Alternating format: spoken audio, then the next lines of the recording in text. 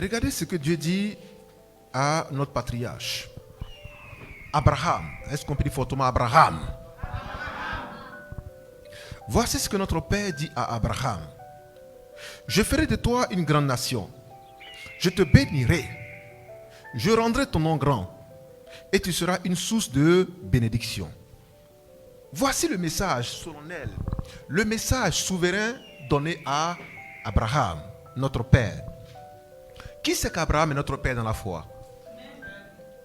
En Galates chapitre 3, 7, il dit que nous sommes comme Abraham dans la foi. Et nous sommes ses enfants. Parce que nous croyons. La foi, écoutez-moi. La foi est le langage spirituel. Le langage spirituel que Dieu donne à ses enfants. Il y a les bêtés qui parlent bêtés, n'est-ce pas? Les didas qui parlent didas. Mais Dieu, quel est son langage avec ses enfants? Comment on appelle le langage de Dieu avec ses enfants? C'est la foi. C'est le langage de Dieu avec ses enfants, c'est la foi. Un bêté parle à un bêté en bêté. Un dida parle à un dida en dida. Mais Dieu parle à ses enfants en quoi? Il parle à ses enfants en la foi. La foi est le langage entre Dieu et ses enfants. La foi. Parce que, Hébreux 11:6, sans la foi, nul n'est agréable à Dieu. Tous ceux qui s'approchent de Dieu doivent croire que Dieu existe. La foi. Alléluia. Sans la foi, nul n'est agréable à Dieu. Nous sommes sauvés par la grâce, par le moyen de la foi. Mais tu es sauvé, d'accord. Mais par quoi est-ce que tu es sauvé? Dieu te sauve gratuitement. Mais par quel moyen, par quel canal, par quel langage, par quel dialecte? Par le dialecte de la foi. Par le langage de la foi. Par le circuit de la foi. Par la connexion de la foi. Dis à ton frère, la foi. Sans la foi, nul n'est agréable à lui. C'est par la foi que ce matin tu es venu en ce lieu. En bravant ta peur et en disant, je dois aller adorer mon Dieu. N'est-ce pas? C'est par la foi que tu adores un Dieu que tu ne vois pas. C'est par la foi que tu marches en espérant arriver là où tu vas. En quittant tout à l'heure ici, tu retourneras chez toi, n'est-ce pas? Mais qu'est-ce qui prouve que tu vas arriver chez toi à la maison? Je te parle à toi. Qu'est-ce qui prouve que tu vas arriver à la maison? Mais quand tu te lèves aujourd'hui, tout à l'heure, après le culte, et tu te retournes chez toi, mais de façon absolue, tu te dis que tu rentreras chez toi. Mais quand tu y vas, tu ne dis pas que tu as la foi, mais tu es en train de manifester ainsi la foi. Qui dit que tu vas forcément rentrer chez toi? Ça, c'est à 1000%, tu rentreras chez toi. Amen. Est-ce qu'on est ensemble? Mon frère qui est au bout, tu es assis sur une chaise, n'est-ce pas? Est-ce que tu es confortablement assis? Tu es sûr que tu n'as pas tombé? Tu es sûr que tu n'as pas tombé? Amen. Mais est-ce que tu étais là quand on fabriquait la chaise? Mais tu n'étais pas là quand on fabriquait la chaise. Mais tu es assis sur une chaise que tu n'as pas vu fabriquer et tu crois qu'elle ne te fera pas tomber.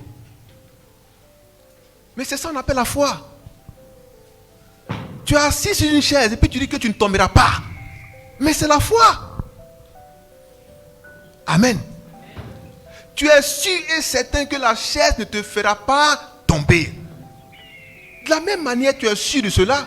Il te faut être sûr de ton Dieu de cette manière quand tu marches avec lui. Quand il tient ta main, dis-toi qu'il ne la lâchera jamais. Tu es assis sur la chaise. Tu dis non, je suis confortablement assis. Tu croises même les pieds. Tellement tu es à l'aise. La chaise ne peut jamais t'humilier. Tu peux dormir dessus, comme certains sont en train de faire. Amen. Et tu es sûr que tu ne seras pas à terre.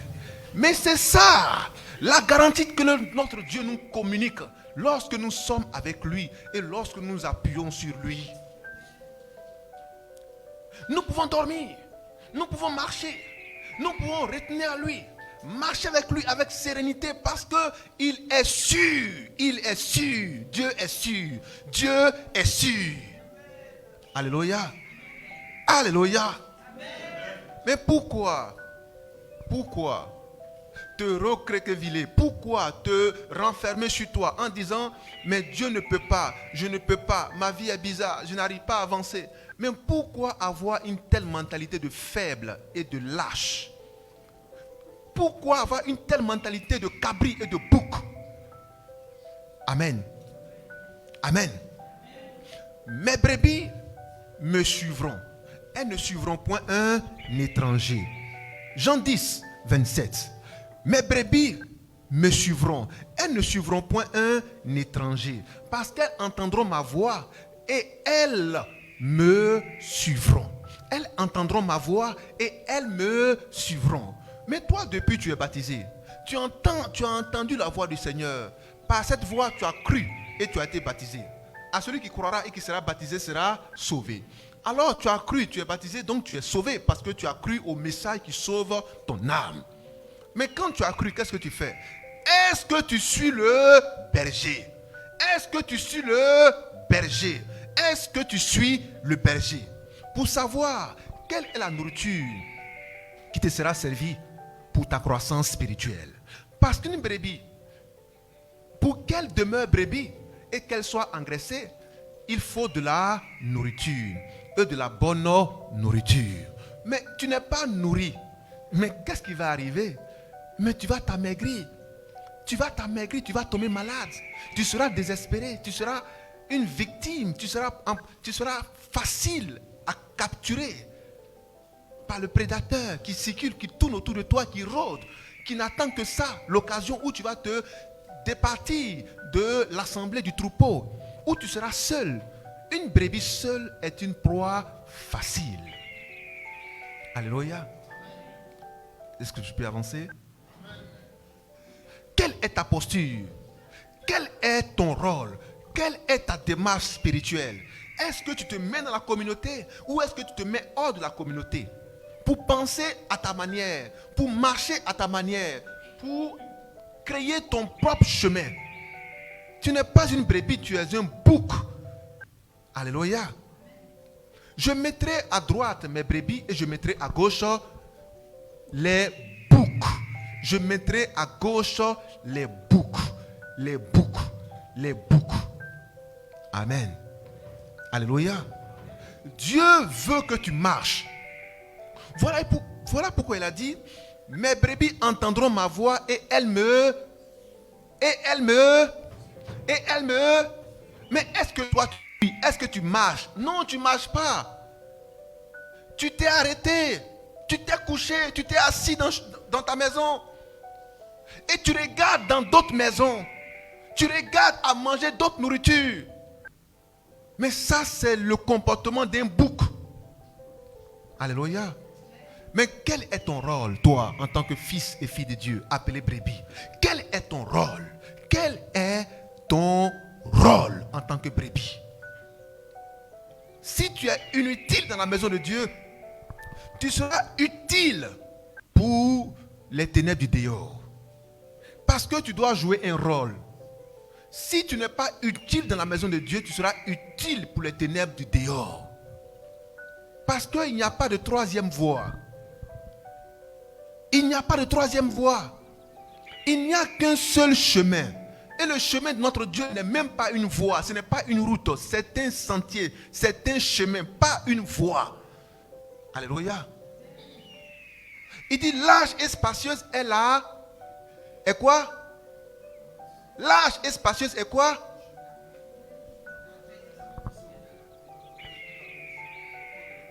Lisons ça rapidement. Matthieu chapitre 7. Matthieu 7. 13-14. Écoutez.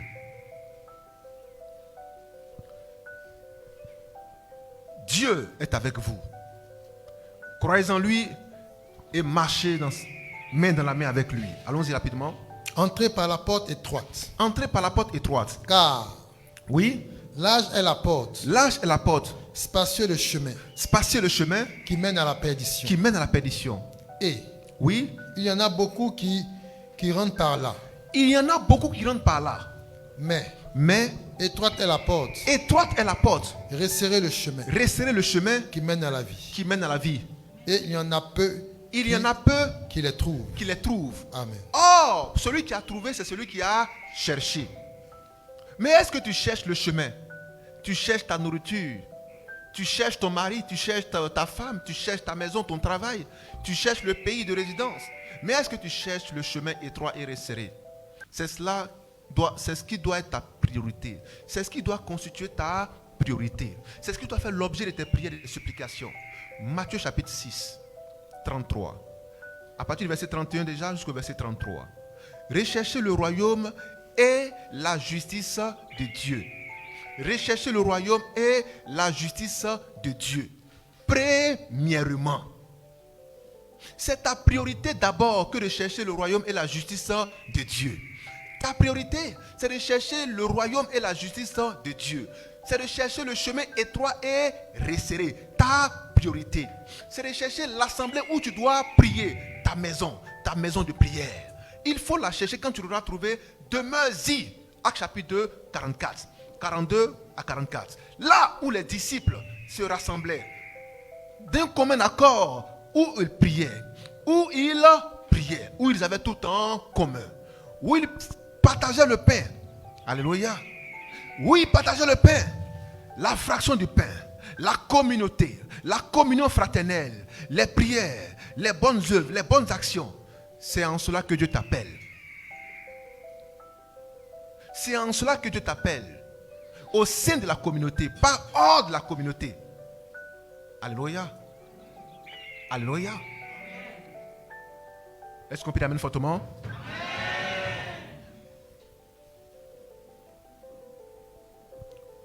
Regarde ton frère, dis-lui, tu es une source de bénédiction.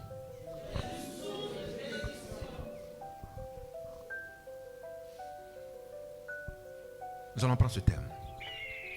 Tu es une source de bénédiction. Dieu veut que tu changes de mentalité. Romains 12, 2. 1 à 2. Romains 12, 1 à 2. Il veut que tu offres ton corps comme un sacrifice à Dieu. Ce qui lui sera d'un culte agréable. Que tu offres ton corps à Dieu. Que tu offres ton corps à Dieu. Or, dans ton corps, il y a ton âme et il y a ton esprit.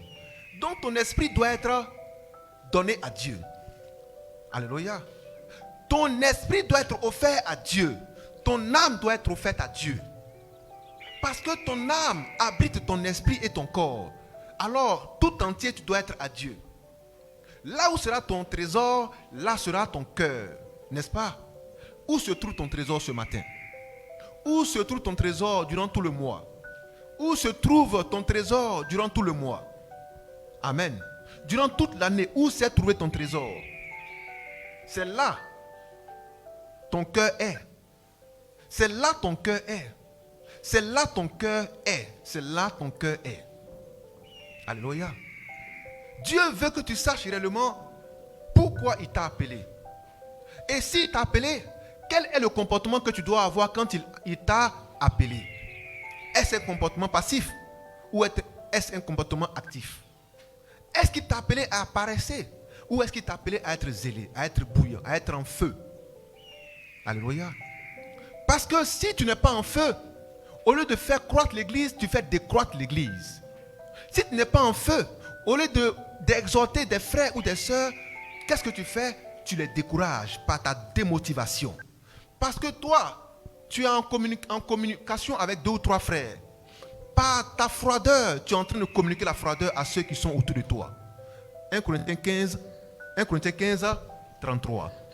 Les bonnes compagnies corrompent, les mauvaises compagnies corrompent les... Est-ce qu'on peut dire cela? Les mauvaises compagnies corrompent les bonnes mœurs. Quand quelqu'un n'est pas vraiment affranchi, Satan l'utilise pour disperser. Satan l'utilise pour refroidir plusieurs. Alors, faites attention. Demeurez en prière. Demeurez dans les bonnes œuvres, dans les bonnes actions. Et cherchez à savoir pourquoi vous êtes sur la terre. Et quand vous êtes appelé en assemblée, quel est le rôle que vous y jouez? Amen. Quel est ton rôle en assemblée? Quel est ton rôle dans l'église? Quel est ton rôle? On dit évangélisation, on ne te voit jamais. Prière, on ne te voit jamais. Culte, on ne te voit jamais. Mais quand on dit, on va faire agapé, là tu es là. Parce que ton rôle, c'est de manger. Physiquement, c'est de manger, de boire physiquement. Donc tu attends la fin de l'année pour venir t'asseoir, pour manger, pour boire. Mes frères, ce n'est pas correct. Alléluia. Tu attends qu'un frère soit en mariage pour venir manger, boire, parce qu'il y a mariage. Ce n'est pas correct. Alléluia. Tu attends qu'il y ait veillée de prière pour venir, pour qu'on voie ta situation de vie, pour que le Seigneur te visite. Parce que ce jour-là, certainement, peut-être Dieu te visitera. Alors tu recevras quelque chose de Dieu. Mais ce n'est pas correct. Parce que la vie, ce n'est pas la veille de prière. La vie, ce n'est pas l'agapé. La vie, ce n'est pas le mariage. La vie, c'est ce que tu vis chaque jour. Alléluia. C'est pourquoi Dieu a donné sa parole pour que l'on soit nourri spirituellement. Matthieu 4, 4, Luc chapitre 4, verset 4. L'on ne se nourrira pas de pain seulement. Cela veut dire quoi? Cela veut dire que comme l'homme est tridimensionnel, il y a une partie de l'homme qui mange la nourriture physique et il y a une autre partie de l'homme qui mange la nourriture spirituelle. Mais si toi tu es déconnecté de l'église, mais quelle est la nourriture que tu manges alors? Si tu es déconnecté de l'église, quelle est la nourriture que toi tu manges alors? Amen. Parce que pour être nourri, il faut être auprès du bon berger. Mais quelle est la nourriture que tu manges si tu es déconnecté de l'église? L'église, c'est le corps de Christ. Et c'est là où se trouve le corps que doivent s'assembler les aigles. Où se trouve le corps? Et qu'est-ce qu'on appelle le corps? Voici le corps, la parole de notre Seigneur. Alors, autour de la parole doit s'assembler quoi? Autour de la parole doit s'assembler quoi? Mais est-ce que tu es un aigle? Est-ce que tu n'es pas un corbeau par hasard? Est-ce que tu n'es pas un vautour? Amen. Est-ce que tu n'es pas un vautour par hasard? Un corbeau? Une volaille? Une pintade? Peut-être à Pani? Amen. Dis à ton frère, je suis un aigle. Ma place est autour de la parole. Autour du corps. Car là où il y a le corps, là doivent s'assembler les aigles. Alléluia. Frère, tu dois être en bataille pour ton salut. Tu dois être en bataille pour ton salut. Parce que le diable rôde. Il veut venir détruire ta foi. Alléluia. T'éloigner de la communion, de la communauté, de la parole, de la fraction de pain, des prières et des bonnes œuvres. Ton devoir, c'est d'être en guerre contre lui. De lui résister. De lui résister. De lui résister. En ce moment-là, dans la communauté, il aura des hommes forts. Il soutiendra ceux qui sont faibles. Que les plus forts soutiennent les plus faibles. Mais tu es loin, qui va savoir que tu es faible? C'est quand tu es à l'intérieur qu'on voit que tu es faible et on te soutient. Je peux avancer? Car la chaîne, c'est quoi? Ce sont des maillons. Alléluia. Ce sont des maillons qui sont collés, qui sont reliés par une chaîne. C'est pas ça? Mais quand on dit une chaîne, est-ce que le maillon peut se trouver à Daloa quand la chaîne est ici? Mais c'est ça. La chaîne là, c'est des maillons reliés par un fil. Et ce fil, c'est le Saint-Esprit qui relie chaque croyant appelé maillon. De sorte que nous fassions un boucle. C'est ça? Une boucle, une chaîne, une boucle. Je peux avancer? En ce moment précis, la chaîne est soudée. La chaîne est soudée. La chaîne est soudée. Mais quand on veut rompre la chaîne, qu'est-ce qu'on fait? On examine bien le maillon le plus faible. Quand tu veux couper une chaîne, tu regardes bien, tu tisses, ça se coupe pas. Tu regardes la partie qui est un peu bizarre. qui déjà montrent des signes de faiblesse. Tu dis, ouais, ici, là, ça peut se casser par ici. Et puis tu appuies là-bas. Ah ouais, c'est vrai, c'est ici.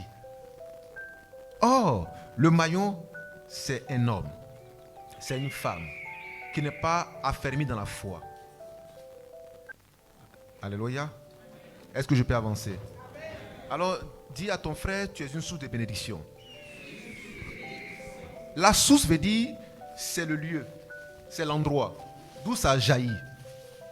C'est l'endroit d'où ça jaillit, la source. C'est le lieu d'où ça quitte.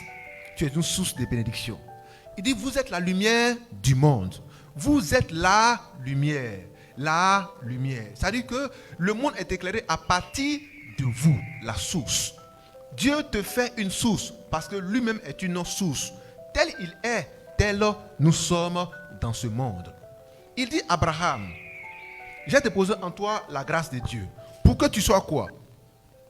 Pour que tu sois une source de bénédiction. Mais s'il a dit à Abraham, c'est aussi à nous qu'il a dit. Où est Abraham aujourd'hui? Il est dans quel village? Abraham est dans quel pays? Abraham est parti. Abraham est dans le repos. Mais nous sommes sur la terre. Mais ce message-là est-il caduc? Est-ce que ce message peut-il être annulé? Mais il a dit à Abraham, tu seras une source de bénédiction. Une source de bénédiction. Oh, Abraham est notre père. Galates chapitre 3, 7. Abraham est notre père. Nous sommes fils d'Abraham par la foi. Oh, frères et sœurs, quand on dit que tu es un fils et que ton père a des biens, tu deviens quoi? Maintenant, si ton père a des dettes, tu deviens quoi? Tu deviens quoi? Ton père est endetté, tu deviens quoi? Mais tu deviens héritier de ses dettes. Amen. C'est-à-dire, au lieu qu'il monte, le gars il est descendu. Donc, si tu dois hériter de quelque chose, tu vas hériter de la descente. Ah? Vous aimez quand c'est en haut, vous n'aimez pas quand c'est en bas. Vous voyez ce qui se passe dans nos funérailles? Quand le papa il a pris beaucoup de crédit, il meurt, on dit jamais, il rembourse avant de partir. C'est pas ça? Ancien, c'est pas ça? On regarde, où sont ces enfants là? Venez, votre papa a pris crédit, 200 000, payé avant qu'il ne parte. Ils font ça, non? Ils font ça. On dit ton papa doit 200 000. Donc il faut payer d'abord avant qu'on enterre. Si on n'enterre pas, hein, on n'enterre pas. Payer 200 000. Là. Et vous allez vous cotiser pour payer les 200 000. Parce qu'il ne faudrait pas qu'il soit enterré endetté. On doit enlever ça d'abord. Si c'était l'argent, on va dire où sont ses enfants? Où sont ses ayants droit? Où sont ceux qui doivent hériter? Ils sont où? On les cherche. Mais c'est même chose quand c'est dette aussi, on doit chercher. Je peux avancer? Alléluia. Alors frère, Dieu dit à Abraham, voici, tu seras une source de bénédiction. Or, nous sommes fils d'Abraham. Qu'est-ce que nous héritons d'Abraham? Nous héritons d'Abraham la bénédiction. Mais mieux, nous héritons d'Abraham la source de bénédiction. Parce que si nous disons simplement la bénédiction, on va dire non. Ça peut disparaître. Ça peut finir. Mais si nous sommes la source, or cette source est intarissable. Nous devenons aussi la source, pas la bénédiction, mais la source de bénédiction. C'est pourquoi Jésus est la lumière. Il n'a pas dit vous êtes des étincelles. Il dit vous êtes aussi la lumière du monde. Donc si Abraham est la source de bénédiction, nous sommes aussi la source de bénédiction. Parce que nous avons hérité cela d'Abraham, notre père. Galates chapitre 3, 7. Alléluia. Je peux avancer? Romains 8, 17. Si nous sommes enfants, nous sommes aussi héritiers. Si nous sommes enfants, nous sommes aussi héritiers. Alors tu es un héritier. Héritier de la promesse. Héritier de la source de bénédiction. Tu as en toi une source. Pas une source de malédiction. Pas une source de destruction. Pas une source de déconstruction. Mais une source de construction. Une source de bénédiction. Une source d'élévation. Une source de grâce. Une source de lumière. Une source de vie. Une source de gloire. Il y a en toi la source. Alléluia. Cela veut dire quoi? Quand les gens te voient, alléluia, ils sont encouragés parce qu'il y a la source en toi. Quand les gens te voient, qu'est-ce qui se passe? ils sont éclairés parce qu'il y a la source en toi. Vous rentrez dans une pièce, vous allumez la lumière. Qu'est-ce qui se passe? Vous êtes éclairé et votre environnement est éclairé. À partir d'où? À partir de la lumière, de la lampe allumée. Donc, regardez ce que vous opérez dans la vie des gens. Parce que Dieu vous a fait naître de nouveau.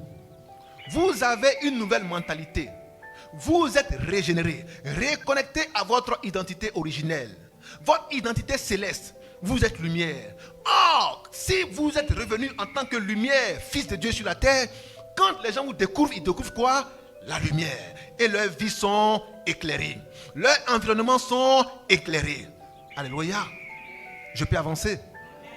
Mais toi, quand les gens viennent vers toi, ils sont malheureux. Quand les gens viennent vers toi, ils sont éteints. Quand les gens viennent vers toi, ils sont dans les ténèbres. Ils évoluent dans le mensonge. Ils évoluent dans la fausseté. Ils évoluent dans tout ce qui est négatif. Quand les gens viennent vers toi, mais ils deviennent plus soulards qu'auparavant. Amen. Plus fumeurs qu'auparavant. Quand une fille t'approche, elle devient 2 fois plus prostituée. Alléluia. Mais est-ce que tu es vraiment lumière? Éphésiens 5:8. Alléluia.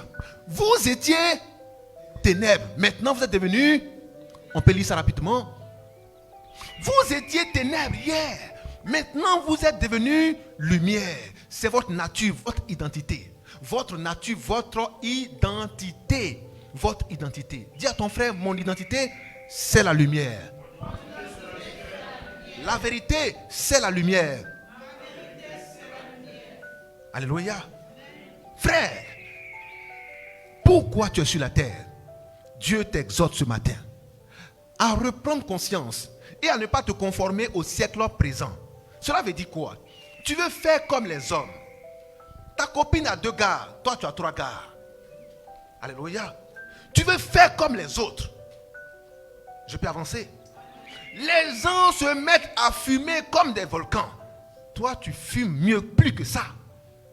Mais frère, tu es une source de bénédiction, pas une source de malédiction. Mais si en t'observant, ton ami va fumer, tu deviens une source de malédiction pour lui. Parce que la cigarette tue. Et tu le sais très bien. Amen. C'est pas ça? Amen. Ah frère, tu es où? Viens. Aujourd'hui on va quelque part là. Ah, je vais te montrer un nouveau coin. Tu vas dans le nouveau coin, vous revenez, vous êtes... Vous marchez, l'autre à gauche, l'autre à droite. On dit, waouh, c'est la vie. Dis à ton frère, c'est la mort. Alléluia. Ce n'est pas une source de vie, mais c'est une source de mort. La mort peut vous trouver en chemin. Parce que vous n'êtes pas lucide. Vous avez perdu les sens. Alors, c'est quoi? C'est la mort. Ce n'est pas la vie. Amen. Tu es bien, tu rencontres une fille. Ah, c'est ma copine, c'est ma camarade. Du jour au lendemain, prostitution. Elle devient quoi? Une source de mort pour toi. Dieu t'appelle à être une source de vie, car tu es fils d'Abraham, héritier d'Abraham. Alléluia. Tu es où? Je suis ici. Amen. Viens, on va dans tel coin. Et puis tu ressors de là, tout est gâté. C'est une source de mort, pas une source de vie. Dieu t'appelle ce matin à être une source de vie. Si tu es une source de vie pour toi, une source de vie pour ta famille, tu seras une source de vie pour ton quartier, pour toute la Côte d'Ivoire et pour le monde. Parce que tu es une source de vie, une source intarissable. Alléluia. Là où le péché a abondé, la grâce a surabondé. Bon, si la Côte d'Ivoire, les gens font des idoles, ils sont des idolâtres un peu partout. Il y a beaucoup d'hôtels sataniques. Les gens font des libations, ils versent le sang pour garder le pouvoir. Ils font des incantations, ils font toutes sortes de sorcelleries. Mais c'est le péché qui a abondé. Mais où se trouve la grâce qui doit surabonder? Pour engloutir toutes les œuvres sataniques qui ont été faites. Où se trouve alors la grâce qui doit surabonder? Où est cette grâce qui doit surabonder? Alléluia. Vous dites Jésus, mais vous le dites que du bout des lèvres. Vos cœurs sont éloignés de Dieu. C'est pourquoi quand les malheurs viennent, cela vous atteigne. Mais quand Dieu est miséricordieux, il regarde au cri des saints et il répond. À cause d'eux, Dieu délivre ce pays. Alléluia. Alléluia. Il y a trop de religieux habillés en Christ, mais ce sont des ténèbres manifestées. Le mensonge incarné, en disant le faux à tous endroits, voulant en attirer sur eux des faveurs. Dieu m'a dit, Dieu t'a dit quoi? Alléluia. Et si Dieu t'a dit, alors cela doit servir à la gloire de Dieu, pas à ta gloire, pas à la gloire des hommes. Mais si cela doit revenir à la gloire des hommes, Dieu se retire pour voir si vraiment vous pouvez. Alléluia. Pour voir si vraiment vous pouvez. Si vraiment vous avez le culot, l'audace, le toupet de faire ce que vous pensez, ce que vous pensez. C'est Dieu seul qui a l'autorité et le pouvoir souverain de faire ce qu'il a à faire, quand il veut, comme il veut, où il veut. C'est Dieu. Alléluia. Les gens parlent pour se faire voir. Ils mettent sur eux le manteau de fils de Dieu. Ils mettent sur eux le manteau de fils de Dieu. Ils parlent non pas pour que Christ soit vu, mais pour qu'on dise que eux, ils savent parler de Dieu. Ils savent parler au nom de Dieu. Dieu fait ces choses pour vous confondre. Revenez à la parole, à l'humilité, et Dieu va vous élever. Alléluia. Dites ce que Dieu dit. Ne dites pas ce que vous voulez dire. Dites ce que Dieu a dit. Pour la gloire de Dieu. Pas pour votre propre gloire, mais pour la gloire de Dieu. Amen. Et quand on est conduit par l'esprit, il faut qu'on voie les fruits de l'esprit. C'est quoi les fruits de l'esprit? Quel est ton comportement parmi les gens? Quel est ton langage parmi les gens? Quelle est ton attitude parmi les gens? Comment tu t'habilles parmi les gens? C'est ça les fruits. Alléluia. C'est ça les fruits. On te voit là. Qu'est-ce qu'on voit sur toi? Comment tu parles aux gens? Comment tu t'habilles parmi les gens? Comment tu marches parmi les gens? Comment tu manges? Comment tu bois parmi les gens? Quelle est ton attitude au milieu du monde? Les gens sont emportés par l'amour de l'argent. Ce n'est pas de Dieu. Amen. L'amour de l'argent n'est pas de Dieu. 1 Timothée 6:10. L'amour de l'argent est la racine de tous les maux. Pas l'argent, mais l'amour de l'argent. Je n'ai pas dit l'argent, j'ai dit l'amour de l'argent. L'argent est utile. Mais être amoureux de l'argent, c'est faire la part belle aux ténèbres. C'est faire alliance avec le diable. C'est pactiser avec Satan. Et c'est de marcher non plus selon les instructions de Dieu, mais c'est de marcher selon les instructions de Satan, qui te donnera d'être un faux prophète.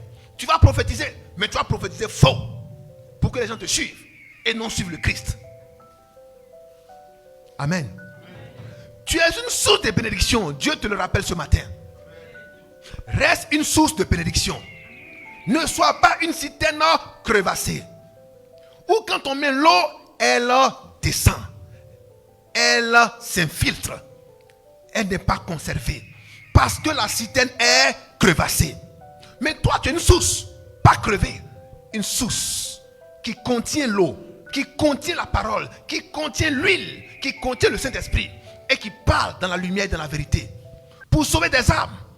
Non pas pour sauver ta posture, ta poche, ta position, ta popularité, mais pour sauver des âmes perdues dans les ténèbres du dehors.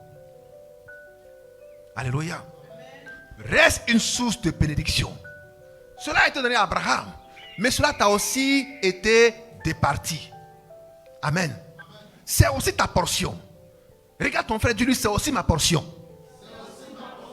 Je suis une source, pas une citerne crevassée.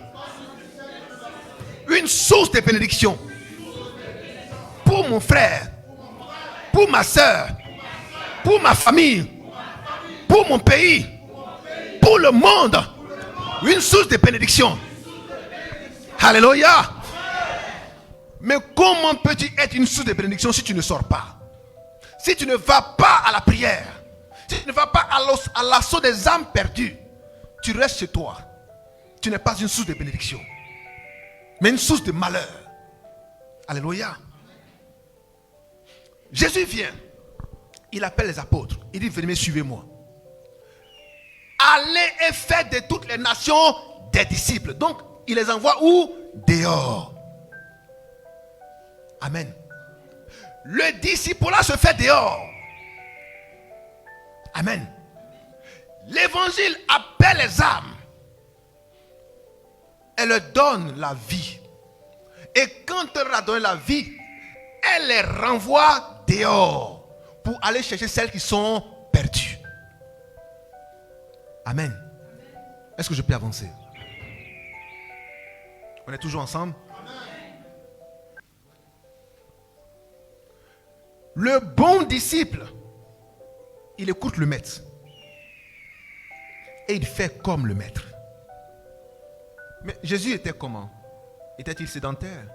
Ou était-il un nomade? Mais Jésus ne faisait qu'aller de village en village, de ville en ville, de maison en maison. Pour faire quoi?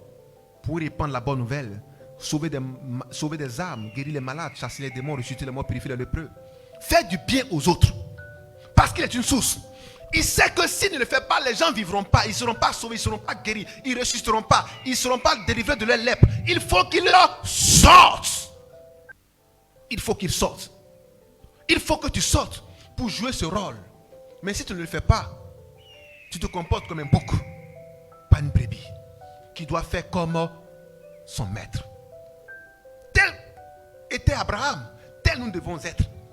Dieu dit à Abraham, mais quitte le confort de la maison de ton père. Quitte le confort de la maison de ton père. Quitte le confort de la maison de ton père. Quitte le confort de la maison de ton père. Et va où? Va dans un lieu que je te montrerai. Mais qu'est-ce que Abraham a fait? Mais Abraham a quitté le confort de sa maison, de la maison de son père. Mais exactement c'est ce que les boucs font. Amen. Ils se mettent à l'abri. Là où ils sont au chaud, ils ne sortent pas. Mais à force de rester là-bas, ils sentent mauvais. Alléluia. Mais la brebis sort. Elle sort. Elle sort. Et elle va là où son berger lui dit d'aller. Elle sort. Mais quand Abraham sortait, Abraham n'avait rien. Il n'y avait pas d'espérance. Il n'y avait pas de visibilité. Il n'y avait pas de boussole. Il n'y avait pas de boussole. Il n'y avait pas de visibilité. Mais Abraham s'est levé comme ça, sans boussole, sans GPS, sans cartographie. Mais Abraham s'est levé et il est allé à un endroit où il ne connaissait même pas. Et il s'est laissé conduire par celui qui a dit de sortir. Amen. Vous voulez voir d'abord où vous devez partir avant de sortir. Vous allez calculer d'abord, j'ai combien d'abord? J'ai combien avant de partir? Est-ce que j'ai tout remis avant de partir? Est-ce que j'ai tel sac? Est-ce que j'ai telle chaussure? Est-ce que j'ai telle somme d'argent? Mais Abraham n'a pas fait l'inventaire de ce qu'il avait. Abraham n'a pas fait l'inventaire de ce qu'il avait. Abraham a obéi. L'église doit apprendre à obéir. L'église doit apprendre à obéir. Et à rester toujours dépendante. Dépendante de la direction du berger. L'Éternel est mon berger, je ne manquerai de rien. Il n'a pas dit je ne manquerai de rien. Mais il a dit l'Éternel est mon berger. C'est parce qu'il est ton berger que tu ne manqueras de rien. Pourquoi? Parce que lui, il veille. Et il continue de travailler jusqu'aujourd'hui. Pour ta sécurité, pour ta nourriture, pour ton équilibre, pour ton bien-être, pour ton bonheur, Dieu continue de travailler. Alléluia. Amen. Est-ce qu'on est ensemble? Amen. Jésus a dit, quand mon Père travaille jusqu'aujourd'hui, moi aussi je travaille. Amen. Ah bon? Donc Dieu continue de travailler encore aujourd'hui. On va dire ça? Jean chapitre 15, 17, regardez si ça vous va. Quand notre Père travaille aujourd'hui, nous aussi nous travaillons. Nous aussi nous travaillons. Toi aussi tu dois travailler. Toi aussi tu dois travailler. Mais est-ce que tu travailles? Est-ce que tu travailles pour le salut des âmes? Est-ce que tu travailles pour le salut des âmes? pour la réhabilitation des âmes. On a trouvé? Ah, il faut chercher. Est-ce que tu travailles encore pour le salut des âmes? Est-ce que tu travailles encore pour le salut des âmes? Dieu travaille jusqu'à aujourd'hui. Toi aussi, tu dois travailler. Alléluia. Ne reste pas sédentaire. Ne reste pas dans ta maison en disant non, les autres vont le faire. Mais et toi, qu'est-ce que tu fais? Toi, la source de bénédiction. Alléluia. Alléluia. Est-ce que je peux avancer? On est toujours ensemble? Écoutez-moi, peuple de Dieu. Voici une autre parabole de notre Seigneur Jésus-Christ. En Marc chapitre 11. 15. Marc 11, 12, 15. En Matthieu 19, à partir du verset 21. Voici notre Seigneur, il est avec ses disciples. Et il avait faim. Et en face de lui, qu'est-ce qu'il a fait? Il a vu un figuier de loin. Et il a dit, comme je vois le feuillage de ce figuier, je vais m'y approcher pour recueillir de lui du fruit. Amen. Jésus s'approche du figuier. Et il se rend compte que le figuier n'a rien à lui offrir. Et qu'est-ce qu'il dit? Plus jamais fruit ne sortira de toi. Plus jamais fruit ne sortira de toi. Amen. Mais le figuier, c'était qui? Le figuier, c'était le juif. Que le Seigneur a vu parce que Jésus-Christ prêchait qu'aux juifs. Amen. Je peux avancer? Il vient voir un juif pour lui demander à manger.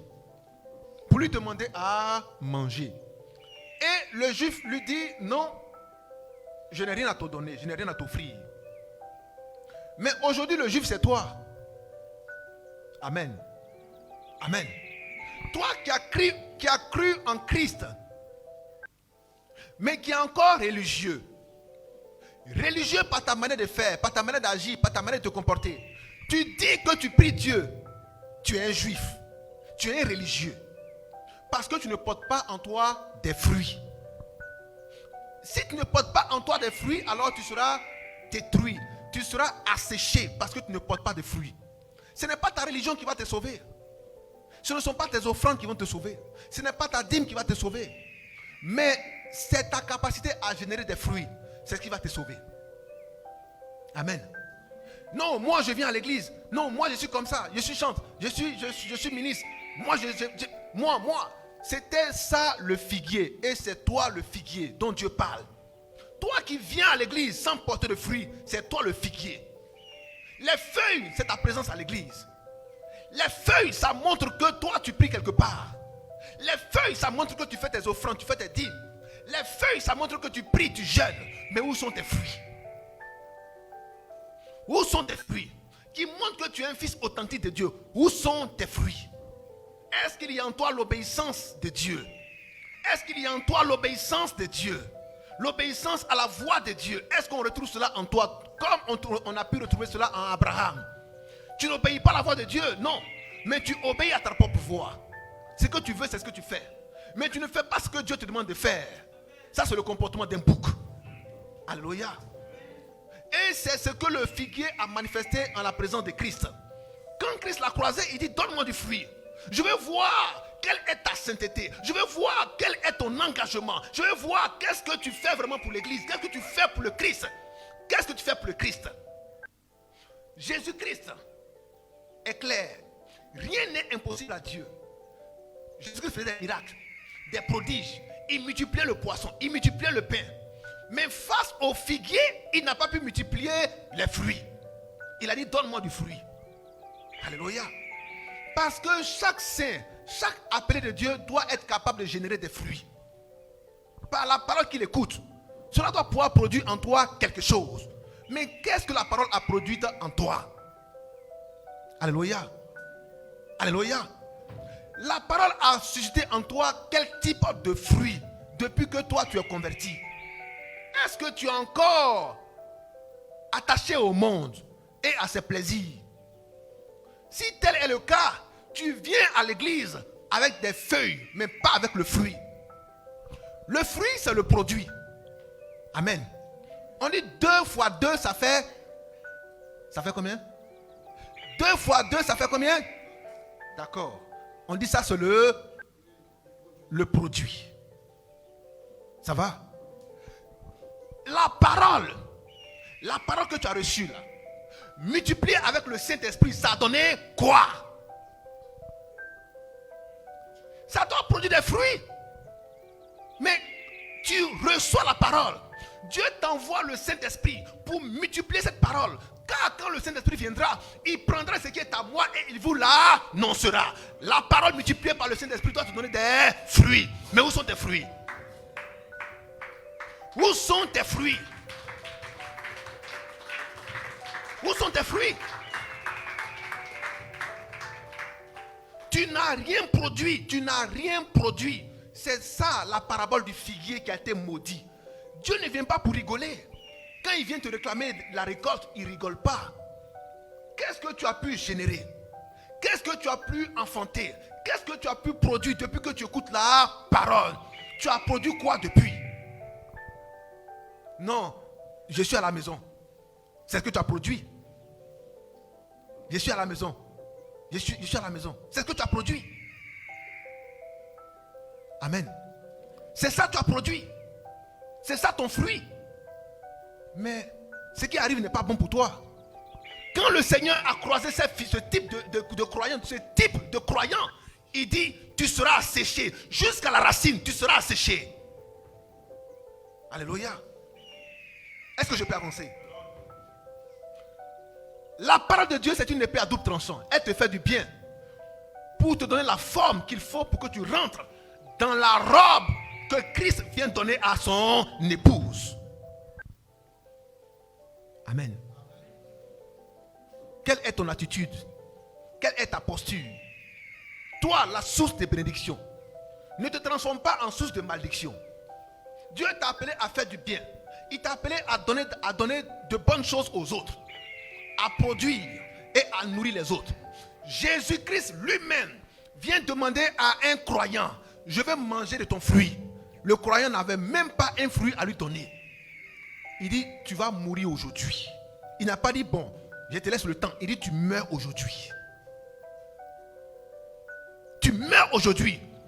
Vous regardez la parabole du figuier, vous pensez de l'amusement? C'est un être humain qui est là. Jean 15, l'arbre typifie l'homme, typifie l'être humain. C'était un homme, un croyant, un juif, un religieux qui était incapable de donner du fruit. Le fruit de sa foi, le fruit de sa croyance. Quand Dieu te dit, est-ce que tu as fait? Parce que le langage de Dieu avec les hommes, les saints, c'est la foi. Mais par ta foi, qu'est-ce que tu as pu produire? Qu'est-ce que tu as pu produire par ta foi? Rien du tout. Tu es inutile. Tu seras coupé et jeté dans le feu. Je peux avancer? Est-ce qu'on peut la mettre fortement? Regardez bien, peuple de Dieu. Jésus-Christ vient. Il voit un pêcheur. Il dit Pierre. Pierre était un pêcheur. Pierre lançait le filet. Il était à pirogue. C'est des bozos, c'est ça, non? C'était un bozo. Et il dit à Pierre, laisse le filet, viens, je te ferai pêcheur d'hommes. Pierre laisse le filet. Et Pierre devient pêcheur d'hommes. Alléluia. Pierre devient pêcheur d'hommes. Alléluia. Et Pierre et tous ses frères, les apôtres que le Seigneur a appelés, il leur dit, vous allez porter du fruit maintenant. Le fruit de votre nouvelle naissance. Pour manifester que vous avez changé de camp. Vous êtes maintenant lumière. Apportez la vie aux hommes. Apportez la guérison aux hommes. Apportez la résurrection aux hommes. Apportez la purification aux lépreux. Matthieu 10, 7 à 8. Lisons et écoutez. Quel est le fruit que tu portes? Quel est le fruit que tu portes? La foi, c'est le langage entre l'homme et Dieu. Depuis longtemps, tu badines avec ta spiritualité. Tu fais du ping-pong avec ta spiritualité. Tu joues à la marelle avec ta spiritualité. Mais Dieu t'appelle aujourd'hui à mettre beaucoup plus de sérieux dans ta spiritualité. Le Christ est à la porte. Quand Christ prend l'épouse, c'est la tribulation. Ce sont des guerres. Quand on dit guerre, ce n'est pas de la blague. Amen. Où les gens deviennent de plus en plus mauvais et méchants. Le gars, il vient, mais ce qui se passe actuellement, ça c'est rien. Où on vient, on te découpe et puis on va te vendre. Mais ça c'est rien. Ils vont faire pire que ça. Où les gens seront plus humains. Les gens seront plus humains. Les gens qui aiment boire, ils vont faire des boissons bizarres. Mais il s'en fout. Lui, c'est son argent qui l'intéresse. Tu bois la boisson, tu meurs, il a eu au moins ses 5 000, il est content. C'est tout. Mais aujourd'hui, tu vois les filles, pour 1000 francs, elles se livrent. Pour 500 francs, elles se livrent. Mais c'est catastrophique. Comment une fille peut se livrer pour 500 francs? Comment une fille peut se livrer pour 1000 francs? Pour 1000 francs, elle se livre. Dans ta tête là, ça va pas. C'est-à-dire qu'on ne peut même pas imaginer que c'est possible. Mes frères, ça c'est possible. Je vais vous surprendre. Pour le moment, c'est arrivé à 500 francs et puis elle donne. Vous allez voir, ça arrivé à 25 francs, ils vont donner. Même pour l'eau glacée, 100 francs, ils vont donner. Pourquoi je le dis? Parce que Dieu dit que ça sera tellement inimaginable que vous-même vous allez dire, mais attends, ce que vous ne pensez pas là, c'est ce qui va arriver. Amen. Aujourd'hui, vous voyez, l'homme va avec l'homme, femme va avec la femme. Vous voyez, un homme va avec un chien. Mais ça, c'est rien. Il y a des choses extraordinaires que vous allez voir. Vous allez dire, mais où on est arrivé là, mais c'est quoi? On est arrivé où même? Pour le moment, c'est avec chien. Vous allez voir quand ça sera avec escargot. Mais des choses qui vont vous couper le souffle.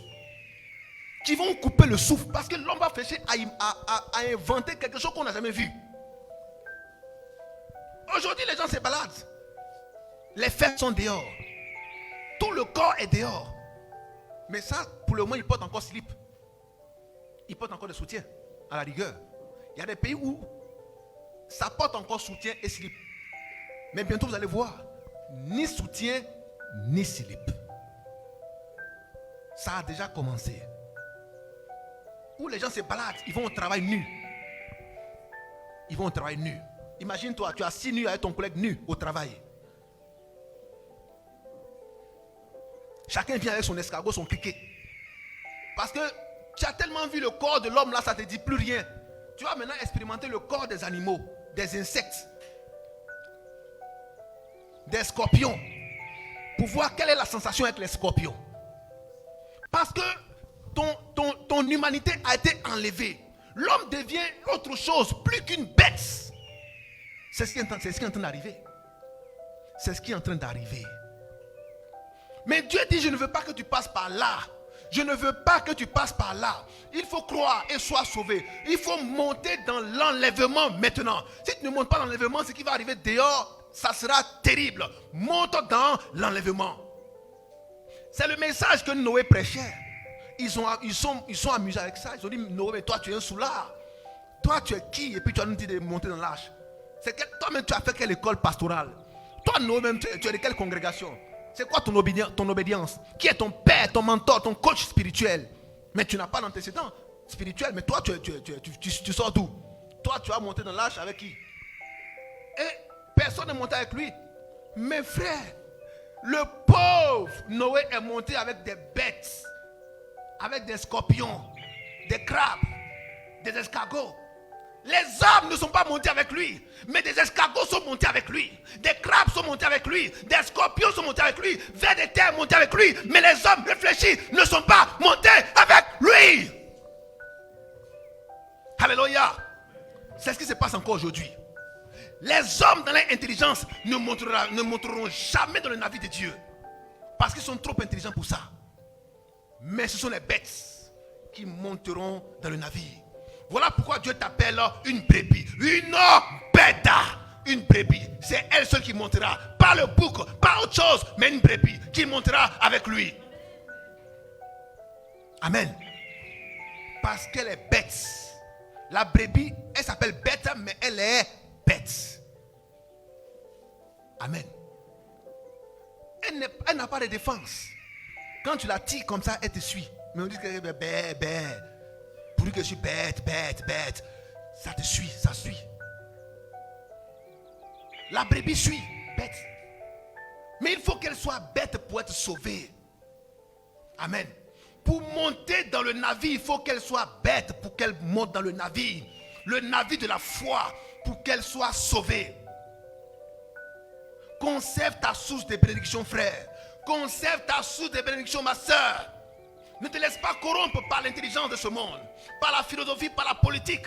Certains ont livré leur vie pour la politique. Mais toi, livre ta vie pour le Christ et pour la vie de tes frères. Alléluia. Alléluia. Alléluia. Il court parce qu'il veut être des politiciens. Mais quand c'est coincé, il trouve un garçon devant. Il lui dit, Seigneur, Seigneur, c'est comment? Mais il fallait commencer par là. C'est pas ça. Il fallait commencer par là. Seigneur, Seigneur, c'est comment? Mais tu dis, tu es garçon. Il fallait partir. Est-ce qu'on peut dire la même fortement? Votre Dieu est fidèle. Votre Dieu est fidèle. Votre Dieu est fidèle. Vous êtes une source de bénédiction, frère. Vous êtes une source de bénédiction. Comme votre Dieu travaille jusqu'aujourd'hui, vous aussi travaillez jusqu'aujourd'hui. On a trouvé? Lisons ça rapidement.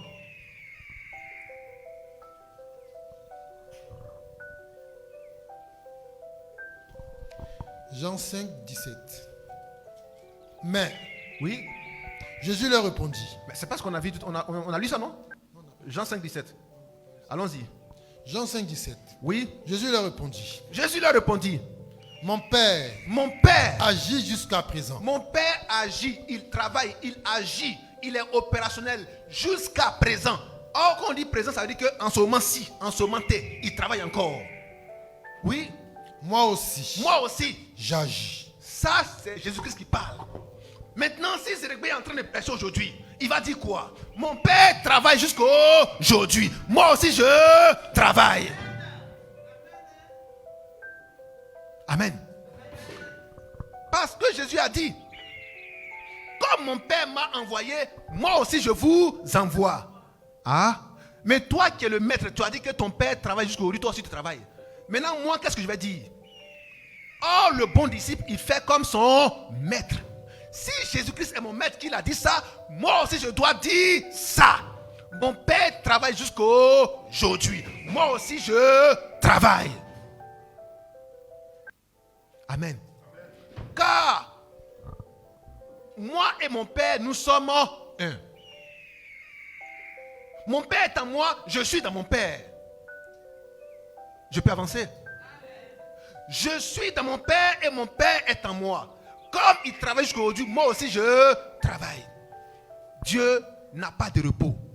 Tant qu'il y a un homme sur la terre, Dieu ne se repose pas. Amen. Je reprends.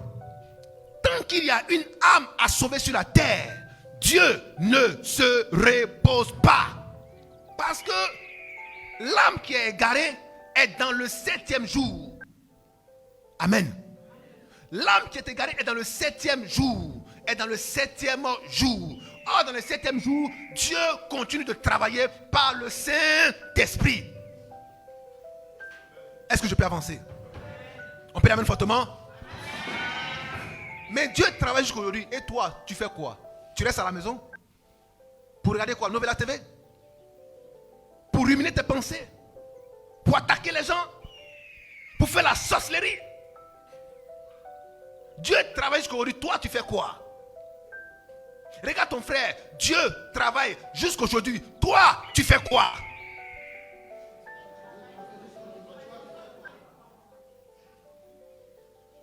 L'église est dans une dynamique de croissance. Que chaque fidèle, chaque disciple se mette au travail. Que chaque disciple se mette au travail. Ne reste pas chez toi pour dire non, c'est-à-dire. Il n'y a pas de c'est-à-dire. Viens au travail. Oui, frère. Matthieu 17. Écoutez. Allez Et dites. le royaume des cieux est proche. Le royaume des cieux est proche. Guérissez les malades. Le royaume des cieux est... Proche. Voilà ce que notre maître a dit aux premiers apôtres. S'il a dit aux premiers apôtres, c'est qu'il nous l'a aussi dit. Et qu'est-ce que nous devons dire aux gens qui sont dehors? Le royaume des cieux, le royaume des cieux, Est proche. le royaume des cieux, Est proche. le royaume des cieux, Est proche. le royaume des cieux, Est proche. le royaume des cieux, Est proche. le royaume des cieux, Est proche. le royaume des cieux. Proche. Alléluia. Amen. Frère, quand on a un tel message d'urgence, on ne reste pas à la maison. Quand on a un tel message d'urgence, on ne reste pas à la maison.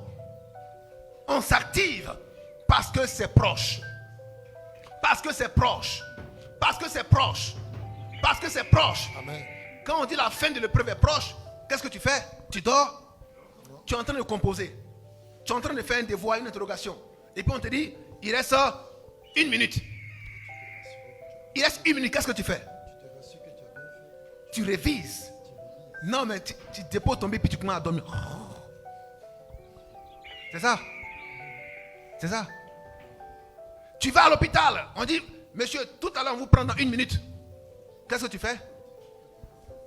Tu as fait quoi? Mais tu t'apprêtes. Tu t'apprêtes. Tu t'apprêtes. On dit, le cas va partir dans 1 minute. Et toi, c'est maintenant, tu dis, hey, attendez, je vais à Walter Colt. Non. Tu vas dire, attends, je pense que je vais aller à Cérézo. Parce que je dois arriver. Est-ce qu'on me dit Cérézo? Amen. C'est raison. Parce que là, des fois, il y a un choix à faire. Hein? Entre Cérézo et puis annuler ton voyage. Vous préférez quoi?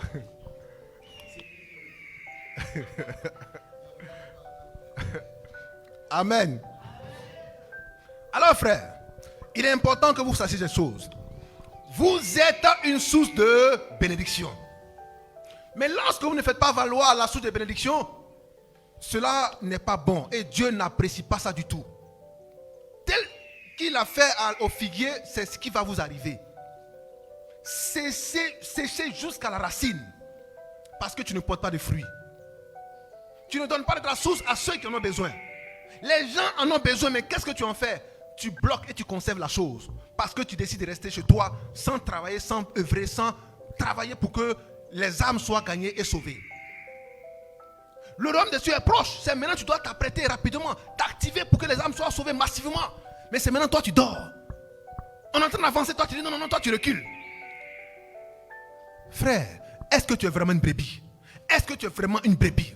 Est-ce que tu es vraiment une brebis? Oui frère, lisons Matthieu 7 et Matthieu 10. Matthieu 10, 7, 8. Oui. Regardez.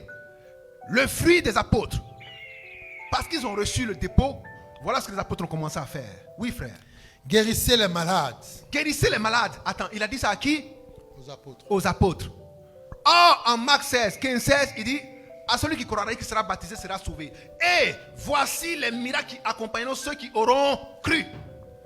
C'est à toi dont Dieu parle. Ce n'est pas seulement au pasteur, ce n'est pas au ministre, mais c'est au corps de Christ. À tous ceux qui l'ont reçu. Alléluia. À tous ceux qui l'ont reçu. Cette parole a fait d'eux des sources de bénédiction. En tant que source de bénédiction, Dieu dit, allez guérir. Il n'a pas dit, moi je vais guérir, allez guérir.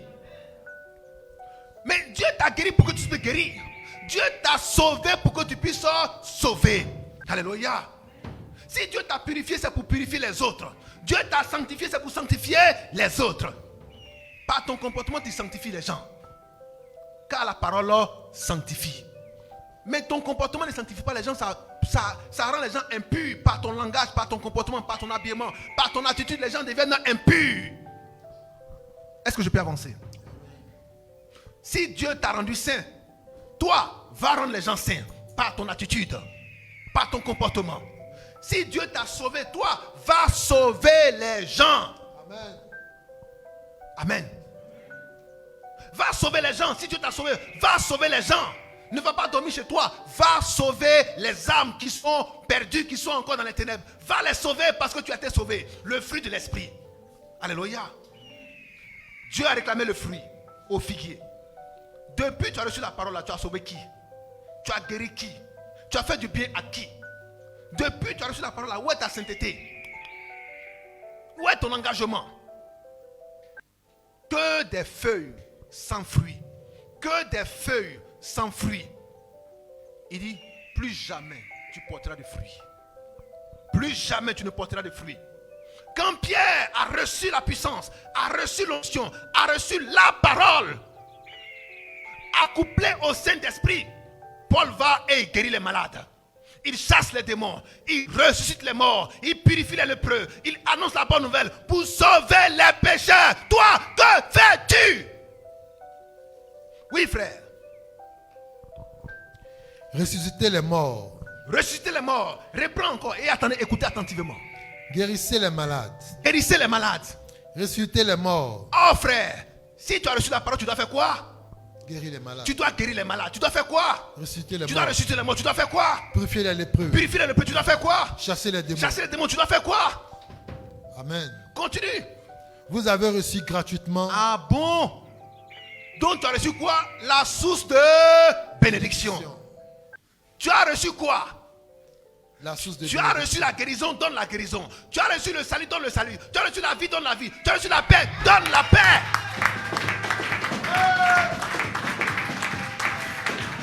Alléluia.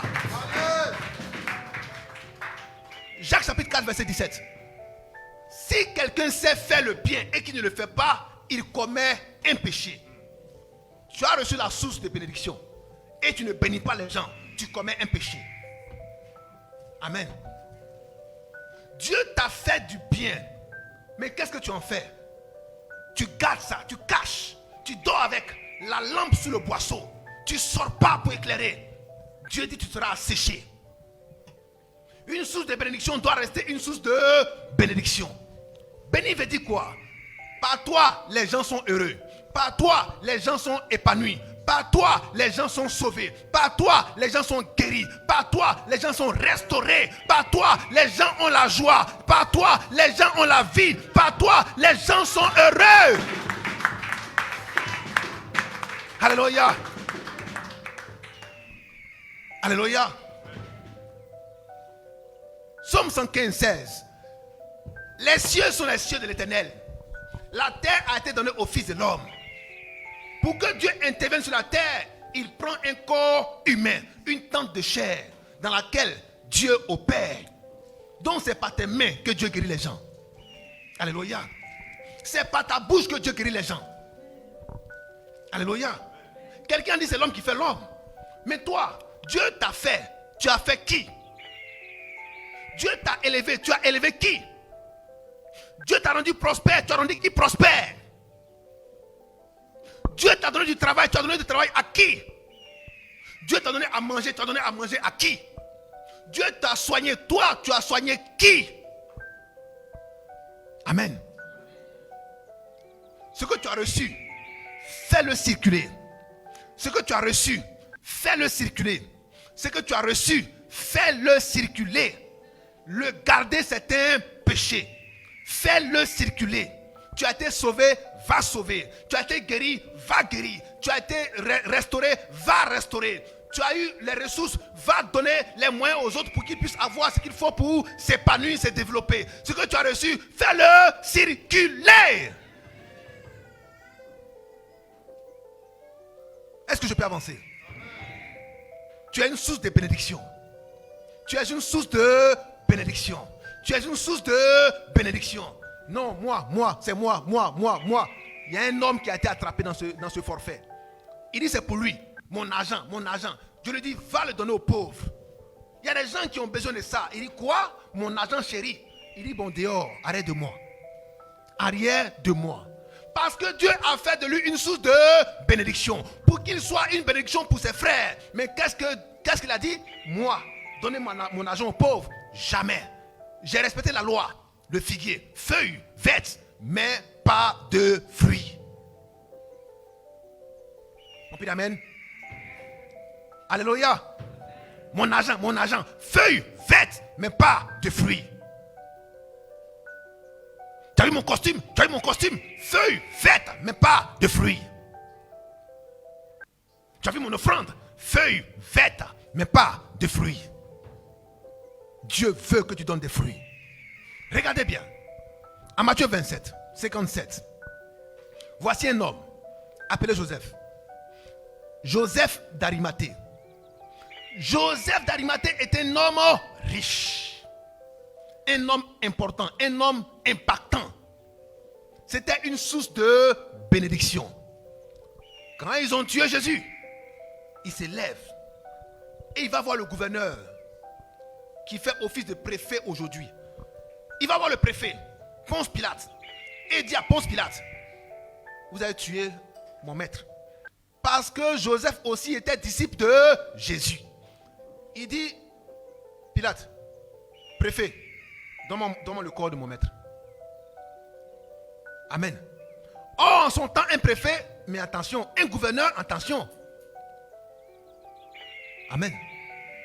Mais lui, avec la position qu'il a, il rentre chez Pilate et dit, il y a un corps chez toi là, c'est pour moi, donne-moi ça. Et qu'est-ce que Pilate fait? Pilate donne l'ordre à sa maison. Il donne l'ordre à sa sous-préfecture, à sa préfecture. Libérez le corps là. Il y a un gars qui est là. Il dit, on ne s'amuse pas avec lui. Donnez-lui le corps.